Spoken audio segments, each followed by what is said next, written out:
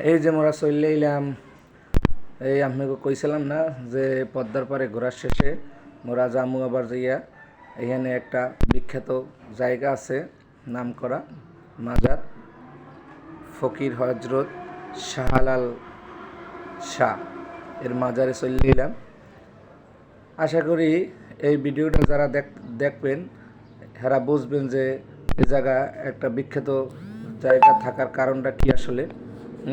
মুই এটা নিজে মুখে বলবো না, কারণ এটা আপনাকেও যে যে জানেন এর কাছেই এইভাবে থাকবে। কারণ মুই এই জিনিসটাই দেখতে আইলাম, এখন আর এই জিনিসটা সে জায়গা নাই যা দেখতে মুই আইছিলাম, ঠিক আছে। আরে কি ঘুরমু এর নামছে আর বৃষ্টি। এই যে হালকা হালকা বৃষ্টি পড়তেছে। মোর আবার সমস্যা আছে, মুই বৃষ্টি নামলে বৃষ্টিতে ভেজতে পারি না। বৃষ্টিতে ভেজলি জ্বর কাশি এগুলো হয়ে যায়। এই জন্য তারপর মুই আপনাকে একটু ঘুরে দেখানোর চেষ্টা করতেছি যে এই যে মাজার শরীফটা, এখানে 2-3টেই আপনার যে আছে, মাজার আছে একসাথে। পাশে আবার দেখি শিক্ষা প্রতিষ্ঠান আছে, বড় মাদ্রাসা।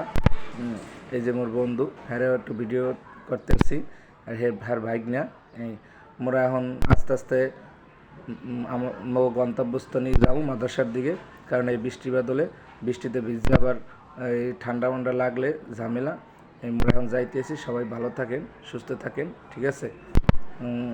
আশা করি সবাই ভালো থাকবেন। আসসালামু আলাইকুম ওয়া রাহমাতুল্লাহি ওয়া বারাকাতুহু।